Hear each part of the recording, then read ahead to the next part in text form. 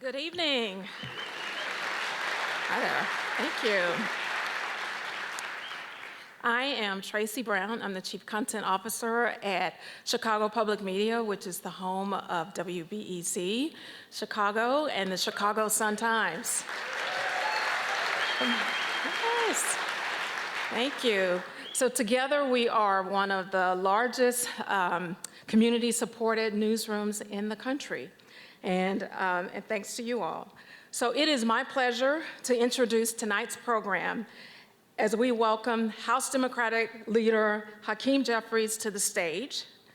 Joining him is our very own Mary Dixon, who is the host of Morning Edition on WBEZ 91.5. So as a new administration in Washington, it's more important than ever to reflect the core principles that shape our democracy.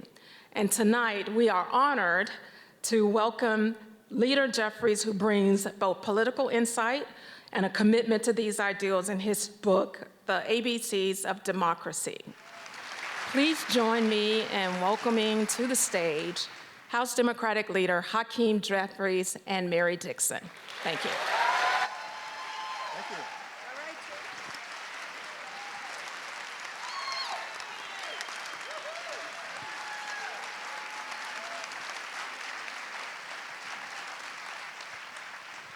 Thank you. Thank you for that warm welcome. Thank you, Leader Jeffries, for being with us today. So I just wanted to say that we have an hour plus to discuss, the book, but also the reasons behind the book. And we will be discussing that. Look at my notes. We have dozens of questions from folks from the audience. You submitted dozens of questions, and I did go through all of them.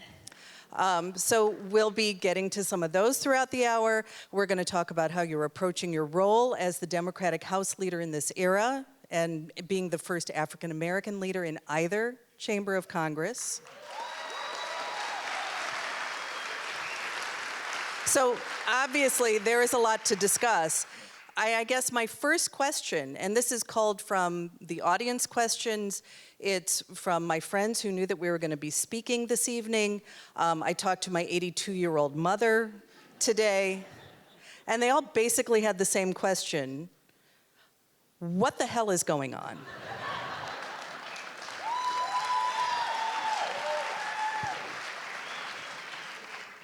Well, good evening, Chicago. First of all, it's good to be with all of you. I thought you were going to say WTF is going on. Mom said don't say that on stage. I got you. Okay. But so wonderful to be with you, Mary, and to Tracy and to everyone, and so appreciative for all of you coming out during this very important moment in our nation's journey. And certainly I think what we've seen for the last 30 days, it's only been 30 days, I think is an intentional strategy to flood the zone with extremism. It's been a parade of horribles and outrages intentionally unleashed on the American people, in part designed to disorient folks, and in part designed to create a sense of inevitability that, this group of people is going to try to steamroll, their vision and view of what America should be and jam it down the throats of the American people. And first and foremost, I think we're going to continue to make clear that will not happen. That will not happen. And, as we'll talk about throughout the evening, it's an all-hands-on-deck effort. And, I've described it really as, as an effort to push back on three different fronts simultaneously, right? There's pushing back in the Congress, there's pushing back in the courts, and then there's pushing back in the communities. Let me say something about the courts that I think is incredibly important, because you have this notion or a sense that nothing is being done to push back against the extremism. Let me start with the courts. So, led by several different Democrats in the House, including Jamie Raskin, brilliant constitutional lawyer,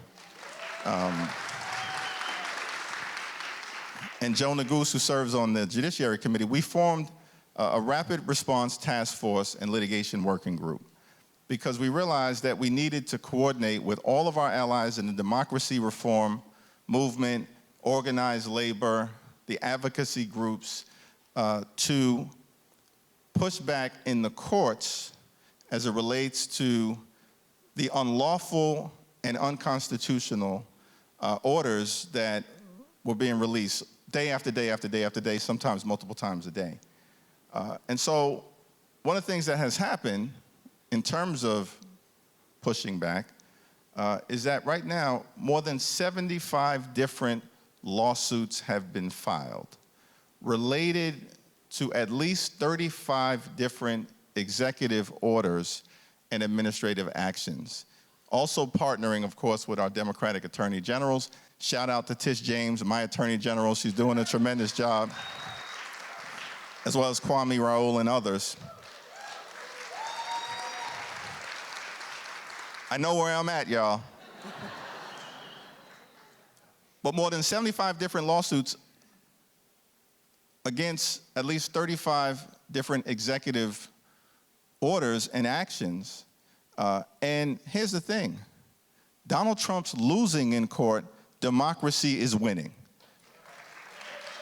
Right? Now, it's going to be a long fight, but there have been temporary restraining orders that have been issued, preliminary injunctions that have been issued, nationwide injunctions that have been issued. And they've crossed the line so much that these aren't just judges who are declaring these executive orders unconstitutional or unlawful, who were appointed by Democratic presidents. On the lawsuit that was brought relative to the effort to overturn birthright citizenship, which we know comes from the 14th Amendment, first sentence of the 14th Amendment of the United States Constitution, that was a Reagan-appointed judge who declared it unconstitutional. With respect to the lawsuit that was filed relative to the effort to shut down USAID, which makes us unsafe and is going to put millions of people across the world in peril. And that was the one opinion that they criticized the most, including J.D. Vance. A lot I can say about him and Will throughout the evening. That was a Trump-appointed judge who, if you can believe it, I think clerked for Clarence Thomas, of all people, who said this was unlawful. And so we've got to keep it up. We've got to keep it up with intensity. But the pushback effort is underway on multiple fronts. And on several of those fronts, they've been halted and stopped. I want to talk about Illinois Governor J.B. Pritzker. He delivered his State of the State address yesterday. And we're going to come back to some of this stuff that you just talked about. But first, because he gave his State of the State address yesterday, part of it was very notable, noting that the Nazis took 1 month, 3 weeks, 2 days, 8 hours, and 40 minutes to dismantle the Constitutional Republic of Germany. And I think this speaks to how anxious people are, how freaked out people are in all kinds of communities, and for the governor of a major big state like Illinois, who has personal and professional experience with victims of the Holocaust, to be saying this from the floor of the General Assembly, it's really something. Have you heard this warning? Are you hearing this warning? Yeah, I thought it was a profound set of remarks that Governor Pritzker delivered, and I've been in regular contact with him and will continue to be as we work on this effort together across the country. I think, one of the things that I talked about in the book was the notion that there are values that underlie our 248-year journey, not a perfect country, but always on a march toward a more perfect union, in terms of what we've built, the greatest democracy in the history of the world. But there are always challenges connected to that as well. You know, one of the things I talked about under the letter C was the Constitution over the cult. And one of the big challenges that we have right now in terms of the capacity of our democracy being able to hold is that it's not clear to me that many of my Republican colleagues in the House and in the Senate are conducting themselves as if they are part of a separate and co-equal branch of government. And they work for the people. They don't work for Donald Trump and Elon Musk. But they're not acting like that. Reminds me, I believe Senator Tammy Duckworth is here. Is that right? Shout out to Senator Duckworth. Thank you. So Pritzker did talk about Republicans and pointed out that even though there is this sense that they are serving Trump and to some extent Elon Musk, there are Republican governors who are fighting for funding for their states. The funding freeze is affecting them as well. And do you think the chaos that is unfolding in DC could lead to some kind of outreach, to some kind of bipartisan effort to stop that chaos, because the Republican governors need the federal government to function as well? Yeah, I think when the funding freeze took place, that was one of the examples of the American people rising up. You have the OMB executive order, or OMB order, that was issued, freezing federal funding across the nation, creating a whole bunch of chaos. The American people rose up, House Democrats, Senate Democrats, governors across the country, Democratic governors being vocal, Republican governors expressing concern, but doing it quietly. But most importantly, the American people rising up. We immediately, as House Democrats, had events. We weren't in Washington that week. We said, you know, make sure you go to a Meals on Wheels program, or you go to a nursing home, or you go to a Head Start program, and you bring everyday Americans forward who are going to be impacted, you know, by these cuts, or in that instance, by the funding freeze. And, you know, Lincoln once said that public sentiment is everything. With it, nothing can fail. Without it, nothing can succeed. And I think that was the first example of public sentiment rising up and pushing the administration back, because in less than 40 hours, they reversed themselves. Now, we've got to hold that reversal in place. But that was a victory for the American people. I can't remember any administration in its first week or two taking action, and then in less than 40 hours, because the public rose up, immediately reversing itself. And as an example, that public sentiment can still play a role in getting things turned around. Now we have to fight the battle legislatively. Last week, the Republicans presented the outline of their budget, which would call for approximately $880 billion in cuts to Medicaid.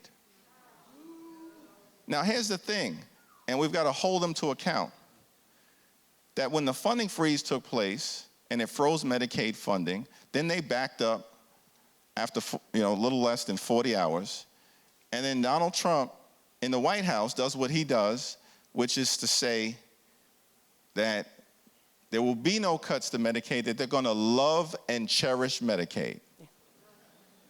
You're lying to the American people. Yep. You're lying to the American people, because the Republican budget right now would decimate Medicaid as we know it. Now, every single House Democrat in the budget battle last week voted against their budget, and we're going to battle it out on the floor next week when we get back to Washington, and we're going to bring everyday Americans. They're going to be people with disabilities, they're going to be seniors, they're going to be women with their families and children, all of whom will be devastated. Rural hospitals could potentially close. Yeah. Nursing homes all across the country can close. And so this is going to be one of the signature battles that will be fought in the halls of Congress moving forward over the next several weeks. But it's a battle, just like we won the battle to save the Affordable Care Act, we're going to win the battle to save Medicaid as well. We did get several questions about this, and there were protesters who went to Congresswoman Jan Schakowsky's office yesterday. And what they want is for Democrats to vote down any federal budget spending deal to create tax breaks for billionaires that, unless it provides ironclad protection against these funding freezes, funding cuts. So I guess the question is, what should Democrats do? What are you telling your members in reference to the budget bill? The government runs out of money in less than a month, right? Yeah, so, first of all, Congresswoman Schakowsky is a champion on these issues for the least, the lost, and the left behind. And so she's going to be there helping to lead the charge. There's no doubt about that. Now, with respect to the budget, I think this is a classic Republican bait and switch. On the budget, the bait and switch is they talked about driving down the high cost of living. They've done nothing, no bills, no ideas, no efforts to address the cost of living, which for far too many working class Americans is too high, and we've got to deal with that. We've got to create a pathway toward the American dream for everyone, but they have no interest in doing that. And while they were talking about it last year, they were running away from Project 2025 at the same time, acted like it didn't exist.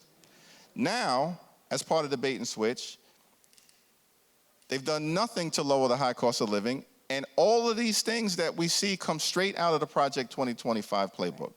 Yeah. So we got to hold them to account, right? And just to finish the point on the budget, okay. Instead of driving down the high cost of living, their true goal is to pass massive tax cuts for their billionaire buddies and wealthy corporations. Right. And force working class Americans to pay for it by cutting Medicaid, cutting veterans benefits, cutting supplemental nutritional assistance.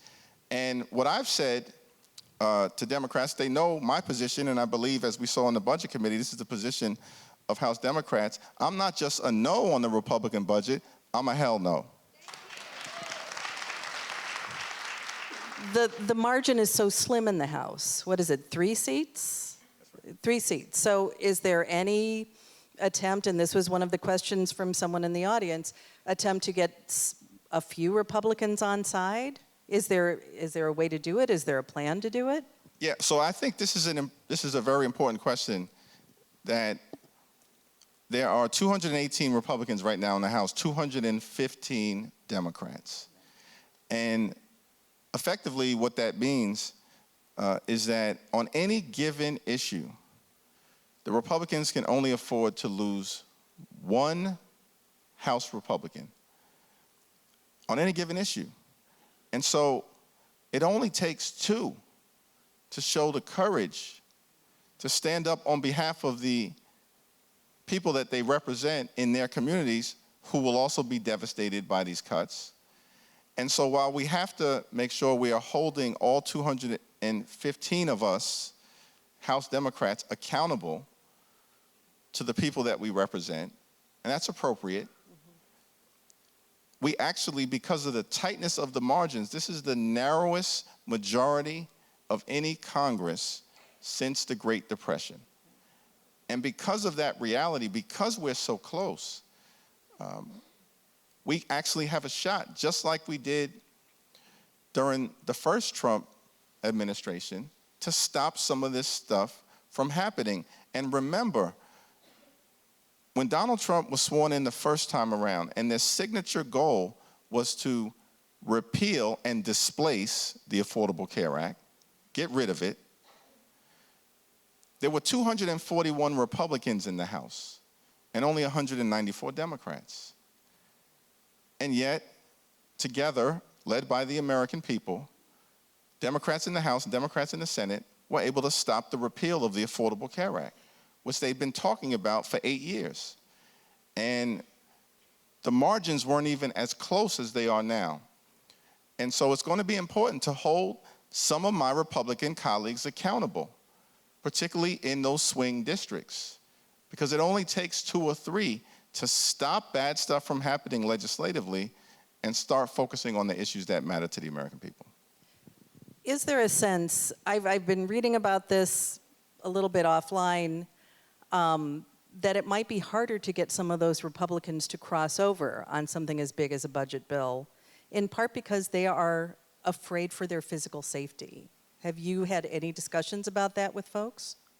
You know, it is interesting because, first of all, you've got a handful of courageous Republicans like a Liz Cheney and Adam Kinzinger who are willing to sacrifice their political careers, but have come under enormous and continuing threat in an era where we've seen a rise in political violence. And I think there are efforts to really try to intimidate members of Congress. Certainly that's the case directed at Democrats and Republicans. But let's be really clear about, Donald Trump and the extreme MAGA Republicans and what the far-right extremists are trying to accomplish. It is, an end to American democracy, to our way of life, as we know it. That's what the flood of outrage has been all about. That's what the flood of extremism has been all about. And of course we take that seriously. I represent, a district in central Brooklyn, honored to have been reelected term after term after term, that has borne the brunt of a lot of the extreme far-right policies over the years, including but not limited to the failed war on drugs and the mass incarceration dynamic. These are real life challenges that we take seriously and will continue to take seriously. But on the point about political violence, you can't, I think there are certainly members of Congress on the Republican side who have said to me and other colleagues that they're afraid that if they were to take certain positions, it would put their families' lives in jeopardy, and their lives in jeopardy. Yeah, that's real. It's a real phenomenon that has been quietly raised by many of my colleagues. And, I've said to Johnson, of course, that he's talked a lot about trying to restore civility. But it's hard to restore civility when you have a president pardoning violent felons who beat police officers. And so we can start there and work our way to a better place. One of the members of our audience, Lisa Willis, had a question about the January 6 pardons. And there are people who are not lawyers. Yeah. Don't always understand the pardon process. So Lisa asked, does this mean their criminal records have been expunged? And that is not the case, correct? Or do the pardons only relate to the crimes they've been pardoned for? Can a pardon be reversed? So this is one of those areas where the president does have, or in some cases, if it's a state charge, a governor does have absolute authority in terms of a pardon. And, courts have consistently ruled that pardons cannot be overturned and reversed. And it's one of those few powers in the Constitution that confers the ability to do something without judicial review. Now, the pardons that were issued relate specifically to the crimes that occurred on January 6th, related to the violent attack on the Capitol. What we have seen, and there are about 1,500 people who were pardoned, several hundred of whom engaged in clear acts of violence. Dozens from Illinois. Dozens from Illinois and other parts of the country, but dozens from Illinois, is that they've now been released to go back home to these communities many of whom have serious and violent criminal records that haven't been reversed through a pardon, and that are still subject to the criminal justice system moving forward. And we've seen several rearrested for engaging in violent crimes, and we expect that will continue. And every single Republican who has excused these pardons or remained silent in the face of these pardons has to be held accountable in November of next year.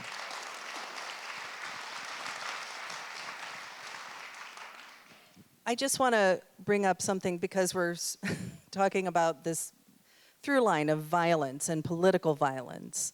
And, you know, again, people are very anxious. People are frustrated. They want to know what they can do. They want to know what you are doing to counter all of this. And the courts can hold, but the courts are slow. And you don't see them on Fox News every day like you see Elon Musk.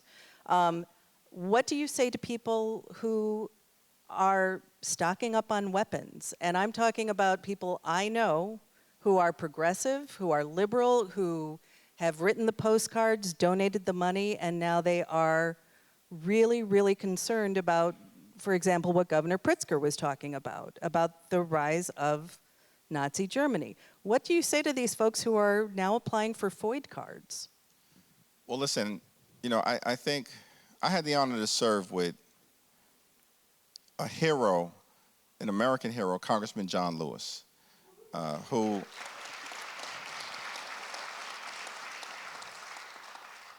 would always talk to us about, you know, the importance of pushing back. In fact, when I first met Congressman John Lewis on the House floor, and it was during the first few days that I arrived in the Congress, and I found myself next to him, and he says to me, "Are you the new guy?" And I said, "Yes, sir," because, of course, anyone with any sense and respect referred to John Lewis as sir. And he said, "You from Brooklyn, right?" Now, I was tempted to say, Brooklyn is always in the house. But it was Congressman John Lewis. So I said, "Yes, sir." And then he said, "Well, I hear some good things about you from your predecessor, but Washington, D.C. can be a tough place. So I don't want you to get into any trouble unless it's good trouble. Unless it's good trouble." And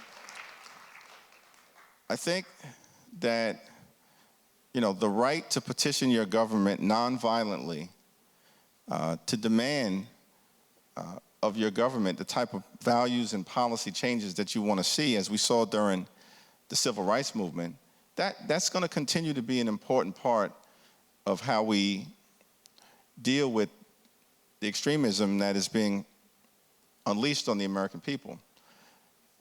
We cannot get to a place where violence of any kind is acceptable. It's not. It's not. And at the same period of time, of course, there's an intensity to what's happening that is disorienting to people. But I think the power of imagination and the ability to imagine a better future is something that, you know, John Lewis, at the age of 14 or 15 years old, in Troy, Alabama, in the heart of the Jim Crow South, where there was no reason whatsoever to believe that change was possible, that things could be different, that someone like him could eventually have the right to vote. But, you know, that power of righteous imagination and then putting the work in the context of the civil rights movement actually did lead to incredible change. His whole phrase, good trouble, came from the fact that his mother said to him, "Don't worry about what's going on, you know, out there. That's you're not going to be able to change that. It's the way that things are, and you're going to get yourself into trouble." And what John Lewis concluded was that kind of trouble, that kind of agitation, nonviolent agitation, firm, brave, vigilant, could lead to change. And it did. And we can never lose hope of that. Because if we lose hope that things can't change, then they've already won. And we cannot allow them to win.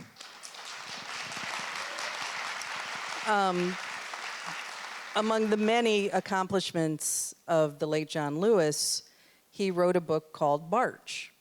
And it came into my house as an illustrated comic that was read by all the kids in my kids' school district. And now you are here in part with your book that came out a few months ago, several months ago, that is also a children's book, a family book, but it's the ABCs of democracy.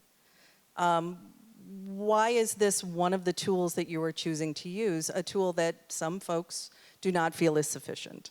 Yeah, well, the book came out in November. It's an illustrated book for people of all ages. But in part, I was motivated to write it partnering with a brilliant illustrator, African-American woman, Shania Carrington, who did an amazing job in partnering on this book.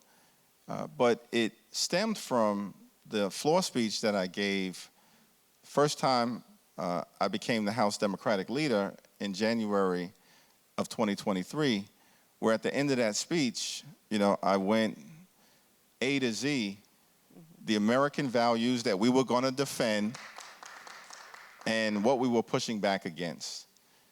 And, as I traveled throughout the country and spoke to people who were in part moved by those remarks, I thought about my own upbringing in Brooklyn as someone who was first introduced to the notion of government through those Saturday afternoon shorts and cartoons, Schoolhouse Rock. And I'm just a bill. that's right. Who knew I would wind up writing bills? But I said to myself, well, part of the challenge that we have here in America is that there's not enough civic education. There's not enough understanding of democracy and its importance.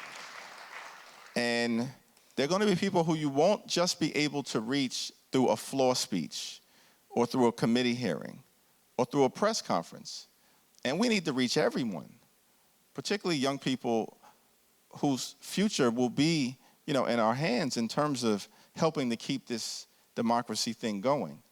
And that really was the inspiration for writing the book, thinking about, yes, this moment and this generation, but thinking about the next generation. I have the honor of representing the district that Shirley Chisholm once represented.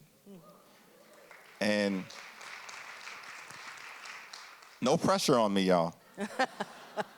But she once said, when talking to some young people who asked her about going into public service, and she said that famously, if you want to run for office, it's one of the noblest things that you can do, but don't be a career politician, she said. Run to be a statesperson. And then she said the difference is that a career politician only thinks about the next election, but a statesperson thinks about the next generation. And in part, this book is in part about the next generation and the continuation of our great American democracy. We're going to get to more audience questions in just a moment, but I wanted to note, because we're in Chicago, I mean, you do represent this very diverse district in Brooklyn. Chicago is also wonderfully diverse. We have one of the largest populations of Ukrainians outside of Ukraine. We have about 100,000 people here, and tens of thousands have come since the start of Russia's invasion. We have a large Jewish population, about 320,000 people, and Cook County has the largest Palestinian American population in the country, tens of thousands of people. And they are looking at statements just in the last couple of days from the President of the United States about Ukraine being at fault for Vladimir Putin launching an invasion on them, about the U.S. sending troops to develop Gaza and kicking out the people who are left there. And these people want to know what can be done if they can't count on the U.S. to be an ally. What can be done now about that? Yeah, the United States needs to continue to be a leader of the free world. As you pointed out, I represent one of the most diverse districts in the country. In fact, it's the historically has been the 9th most African American district in the country and the 16th most Jewish. Yeah. My good friend back at home, Leon Goldenberg, always tells me, Hakeem, you got the best of both worlds. Now, and I agree, and including in that, of course, very diverse, African American, Caribbean American, Latino, Muslim American, Bangladeshi, American, Asian American, and actually more Russian-speaking Jewish immigrants from Ukraine and the former Soviet Union than any other member of Congress in the country, because I represent Coney Island, Brighton Beach, and the neighborhoods along the peninsula. And they were incredibly, of course, just crestfallen by the ignorance of the statement made by Donald Trump. First of all, let's be clear. Vladimir Zelensky is not a dictator. He is a champion of democracy, freedom, and truth. And we're going to stand by him and the people of Ukraine in this righteous effort. And ultimately, listen, we thankfully were able to significantly fund the Ukrainian effort to push back against Russian aggression last April. And so those funds have been transmitted in large measure. The Biden administration, particularly post-November, understood the dynamics in terms of what might happen with the change of administration and change of perspective. But rhetorically, it is so irresponsible to abandon our role in terms of leading NATO, the greatest military alliance in the history of the world that has kept America out of any world conflicts, the world out of any massive conflicts similar to what was seen during World War I and World War II. And that will need to continue. And there are a lot of Europeans who are questioning our capacity there with respect to but a lot of members in Congress, certainly every single Democrat, and we're looking for a handful of Republicans to join us and stand with us as it relates to standing with the Ukrainian people and pushing back against Vladimir Putin, who is a brutal dictator, and a sworn enemy of the United States of America. Let's get to some more audience questions. A bunch of you did submit questions when you got your tickets here, and there were a lot of questions in general categories. Most of them are, what can we do? What can you do? What should the American public in general do? Let me first ask Michael Miles' question. You were a House impeachment manager, I believe, for the first impeachment. And Michael asks, when the Democrats regain the House at midterm,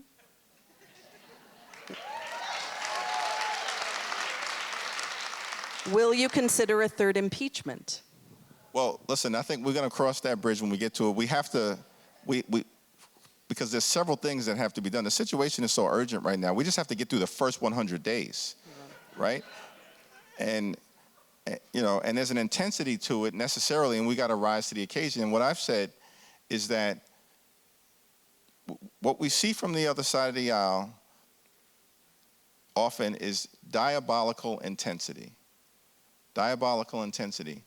And we have to not simply match that, but exceed it with unyielding, righteous intensity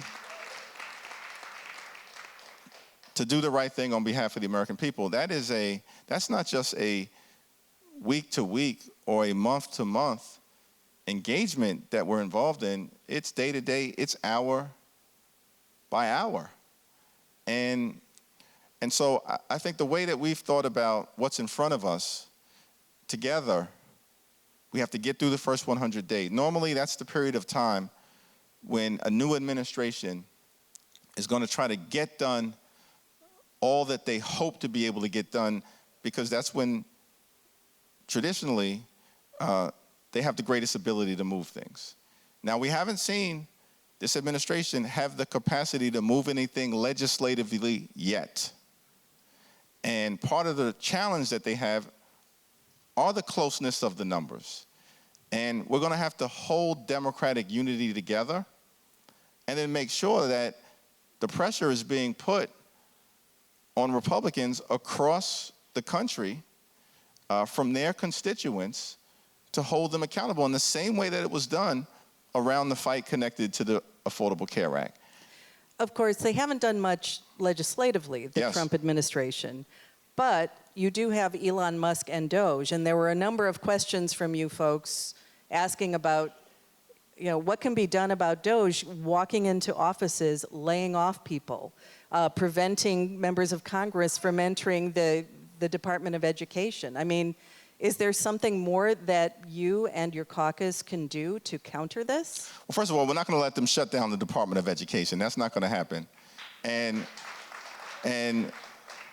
now, in terms of, again, this is one of those areas where the courts and the pushback and the litigation that has been filed has disproportionately, but not exclusively, been about Elon Musk and the Doge efforts. Now, we've introduced legislation. Over 200 Democrats are already supporting it, Taxpayer Data Protection Act, to make it clear that his behavior is unlawful and is not permitted. And we have to continue to push that legislation, and we will.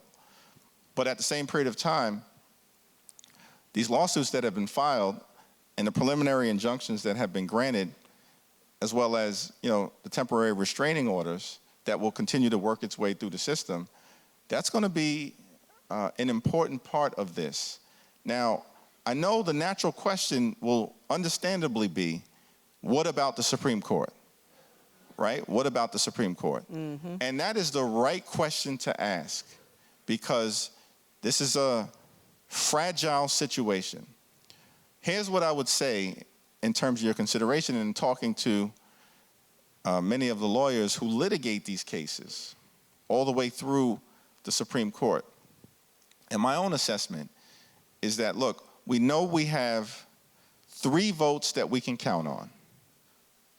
Justice Kagan, Justice Sotomayor, Justice Ketanji Brown Jackson. They're going to do the right thing. That's on the one hand. We got 2 votes likely that we can never count on. Right. Alito and Thomas. Forget about them. Yeah. Right? It's not happening, and they're going to hand anything over to the Trump administration. So you got 3 on the one hand that you can always count on, 2 on the other that you can never count on. In order for the Supreme Court to issue a decision, you need 5. That means you got 4 that are all right of center justices or beyond, not far right like the other 2, right, but right of center and beyond. And I think that with respect to Justice Roberts, we do know that at times he's conducted himself as an institutionalist. Right. And been able to bring 1 or 2 other conservative justices along. He conducted himself as an institutionalist, intellectually honest in the context of declaring the Affordable Care Act constitutional when it was challenged. He conducted himself as an institutionalist when the Voting Rights Act was upheld 2 years ago in a 5-4 decision, when many people thought that the conservative justices on the Supreme Court in the Alabama case would use that opportunity to dismantle the Voting Rights Act as we know it, but instead it was upheld. and it actually resulted in the creation of a second African-American majority district in Alabama and a second African-American majority district in Louisiana. That was a Roberts-Kavanaugh decision.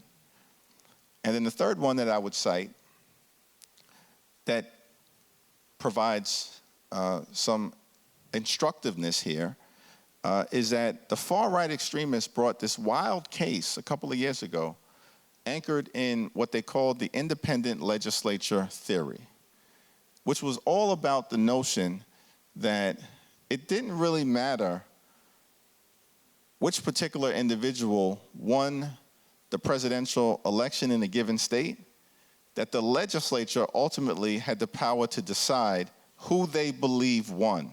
Right. Yeah. Right? And it was widely viewed as an effort to stack future presidential elections in favor of Republicans and far-right conservatives and against progressives and Democrats. And it went down in a 7-2 decision. Of course, we know who the two were who supported it. Right. But what's partially instructive here is that Roberts, Kavanaugh, Amy Coney Barrett, and Gorsuch saw it as a bridge too far, even for them. And so it's fragile, but so much of what is happening is so beyond the pale, so clearly unlawful and unconstitutional. And, you know, we've got the best lawyers who are working on this and the best attorney generals.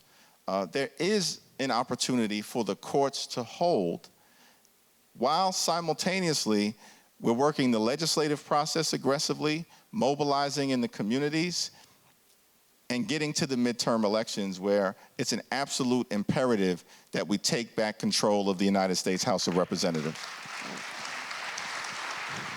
I think the fact that so much of these issues may end up resting in this Supreme Court, that's another reason for all of this angst. A lot of questions on this line. Janet Garcia asks, are Democrats in Congress coming together to formulate a big plan, something that will have an immediate impact, not just electioneering for 2026? Yeah. And please tell us in detail what it is. Yeah. No, but we'd like to know if there's a plan. Yeah. Well, on that, I would certainly say stay tuned for greater detail as we continue to move forward. The plan next week is to try to stop the Republican budget from passing the House of Representatives. Okay. That will be next week. The week after that, of course, we'll be engaged in an all-hands-on-deck effort to communicate with the American people because the president is giving his first joint address to Congress on March 4th. Okay. So that week will be all about us communicating to the American people before, in the midst of, and after. Not simply, relying on the traditional Democratic response. The Democratic response will be forceful, and it will take place all week and beyond. It won't just be a single speech. I mean, it is a fact of the current media landscape, the current social media landscape, Elon Musk taking over Twitter, the folks at Meta ending fact-checking. It is harder and harder to find your sources for information. It's harder to break through. It's harder to break through when the President of the United States is saying things that are so bombastic and so shocking. And I wonder if that isn't part of the problem, because a lot of folks have been asking here, they've been asking me on the side, what are the Democrats saying? I'm not hearing anything, unless they're asking me for money. Yeah, it's a very good point. Yeah. It's a great point. And I would add, so this flood the zone strategy is intentionally designed to deprive anyone else of oxygen. And it's intentional. And the traditional capacity of any president to dominate the news cycle, right, is always stronger than anyone else, traditional presidents. It's the bully pulpit. It's the bully pulpit. It's been called that and labeled that for a reason, but he uses the bully pulpit, wields it unlike any other. And it's all day and it's every day, and it's outrageous things that are being said designed to own the news cycle after news cycle after news cycle. So what I've concluded, I think what we've concluded, is the only way, one, it's going to require amplification from everyone, right? I certainly have to do my part. The governors have to do their part. But every single House Democrat, every single Senate Democrat, every single elected official, every single activist, right? The power of amplification is the only way to match the intensity of the bully pulpit being wielded in this way, which is why we're not going to take the traditional approach to responding to the State of the Union or the Joint Congressional Address with just a singular speech that takes place afterward when everyone's watching the commentary anyway.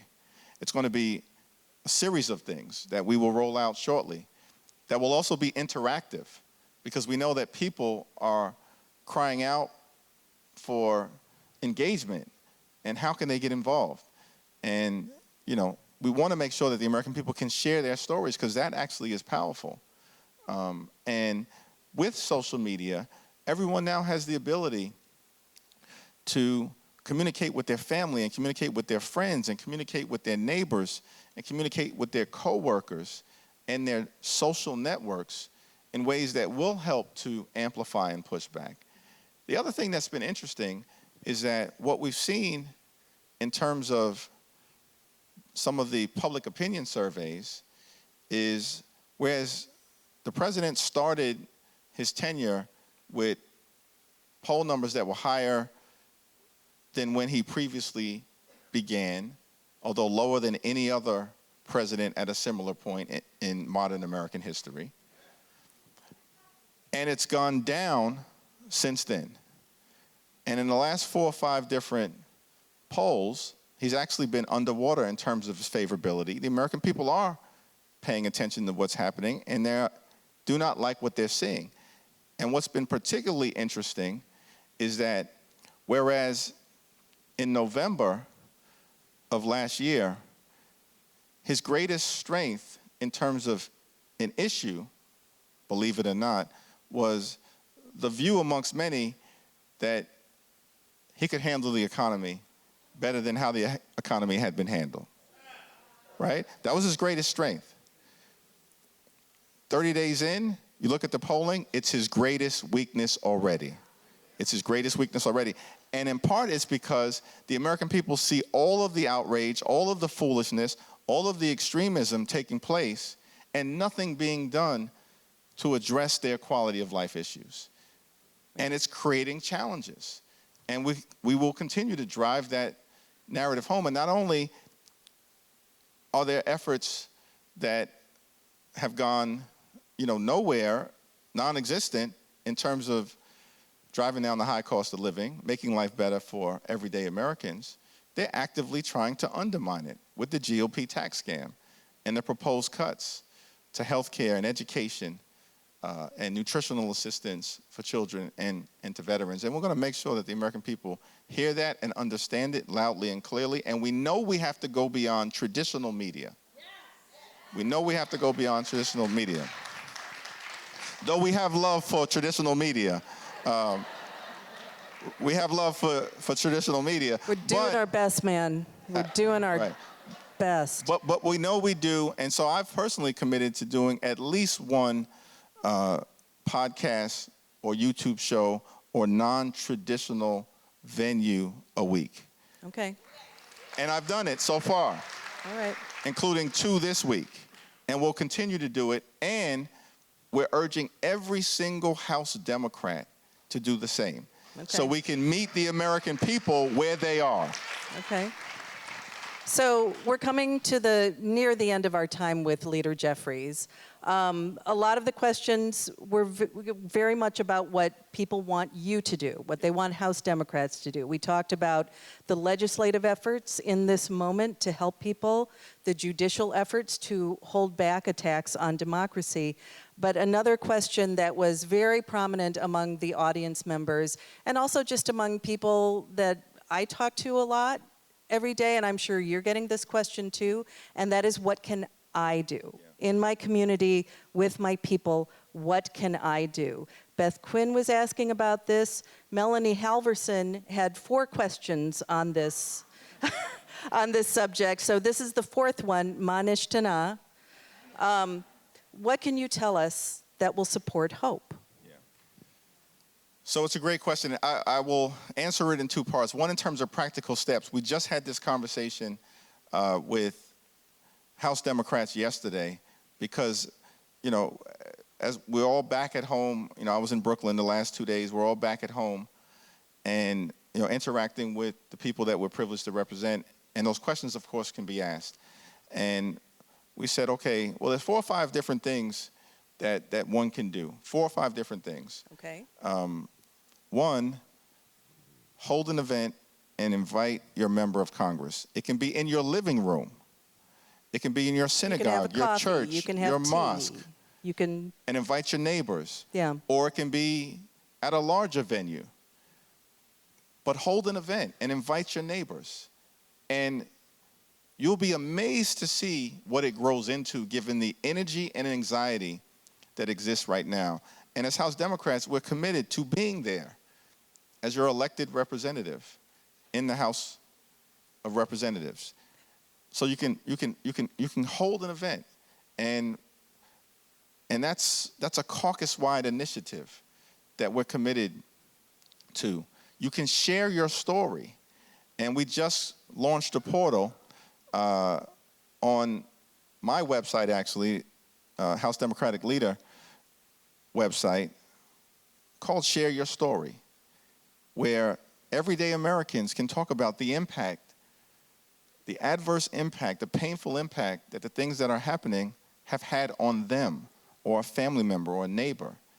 Because there's nothing more powerful than the stories of individual, everyday Americans.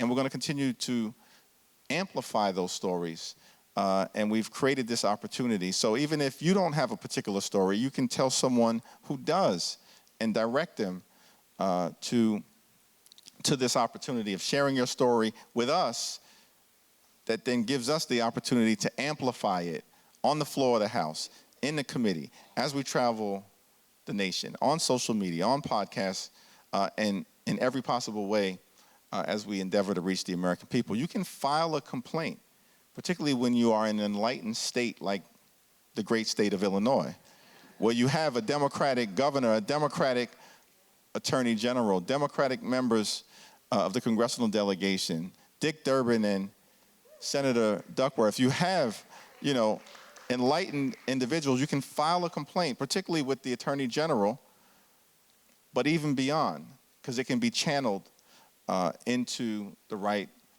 locations. Fourth, what you can do is join an advocacy organization, and there are many, on the issue that is of importance to you. And it could be democracy, could relate to healthcare, could relate to public education, nutritional assistance. There are many. And we've said to members of Congress that, urge your constituents to join an advocacy organization or effort, and then we can help provide those opportunities based on who we regularly interact with in terms of your area of interest. And then the last thing we're saying is, again, utilizing new media and social media, is that everybody has the opportunity to put content out there on Blue Sky or on Threads or on Instagram. And later on today, I'll be doing an Instagram Live with Jamie Raskin, great champion of democracy. Another House impeachment manager. There's a common theme here, a lot of House impeachment managers. So many. But we have, yeah, that's right. That's right.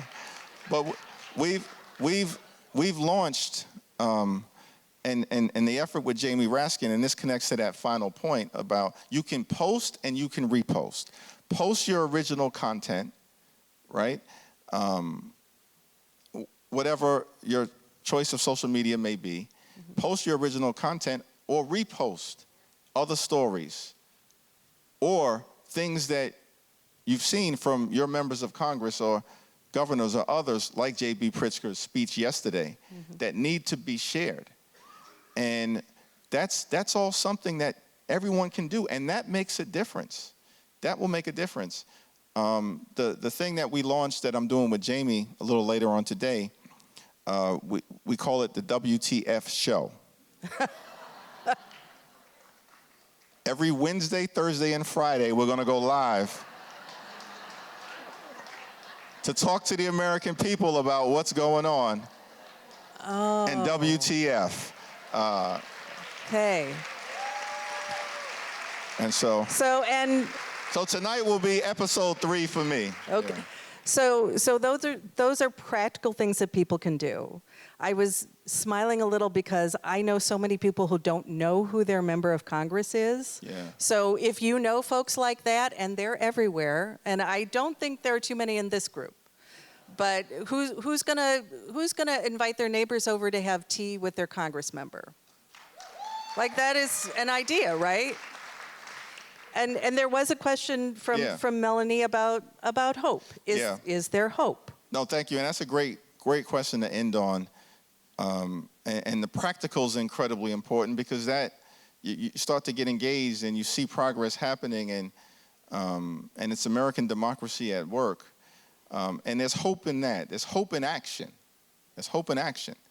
But I think we can also draw hope from the experience of the American journey, and that's part of what I tried to capture in the letter H in the book. I talk about hope, over hatefulness.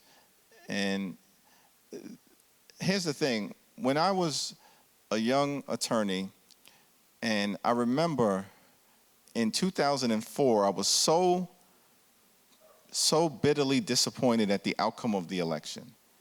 And I remember thinking to myself, wow, we have a failed war in Iraq, a failed war in Afghanistan, all these lives being lost unnecessarily.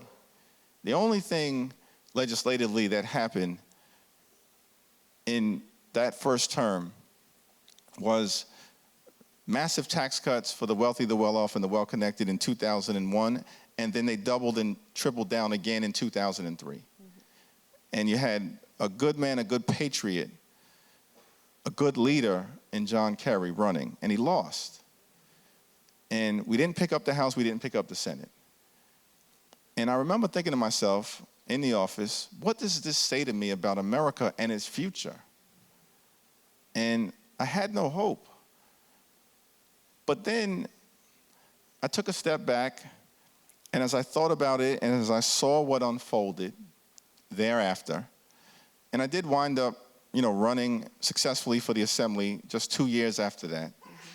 But more importantly, and here's where Illinois plays an incredibly important role in this, that same day that George W. Bush was reelected, breaking my heart, Barack Obama was elected to the United States Senate by all of you. By all of you. And here's what was so interesting to me as I kind of thought about it thereafter, learned about it down the road. 4 years prior to that, in 2000, then a young Barack Obama lost a congressional race to Bobby Rush by 24 points. Yep. Believe me, y'all, Bobby Rush never lets us forget it.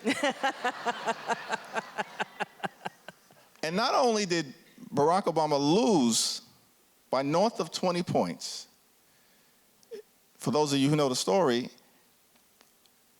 the convention that year was in Los Angeles. He goes to the convention and cannot get in. So he goes all the way from Chicago to Los Angeles, can't get in, has to turn back around and come home. 4 years later in Boston, he's speaking from the main stage at the Democratic National Convention. America's first major introduction to him. Yeah. So then he's elected in 2004. I'm crushed. But then just 2 short years later, Democrats take back control of the House and the Senate, and Nancy Pelosi becomes the first woman ever as a Speaker of the United States House of Representatives. And then just 2 years after that, Barack Obama, of course, in 2008, is elected.